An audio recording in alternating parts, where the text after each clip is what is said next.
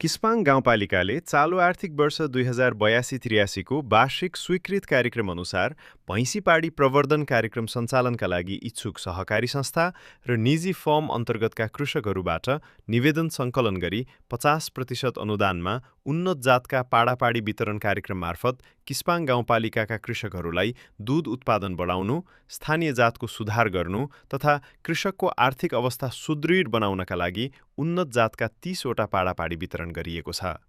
यस कार्यक्रमले ग्रामीण क्षेत्रमा स्वरोजगार सिर्जना गर्न र दूधमा आत्मनिर्भरता हासिल गर्न सहयोग पुर्याउँछ।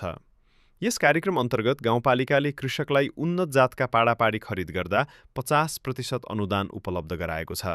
यसले कृषकलाई कम लागतमा उच्च उत्पादन दिने पशु पाल्न प्रोत्साहित गर्दछ। उन्नत जातका पाडापाडी सामान्यतया बढी दूध दिने, रोग प्रतिरोधात्मक क्षमता राम्रो हुने र छिटो बढ्ने गुण भएका हुन्छन्। त्यसैले यस्ता पशु वितरणले उत्पादनशीलता उल्लेखनीय रूपमा वृद्धि गर्छ। दूध उत्पादनमा वृद्धि भई आम्दानी बढ्छ।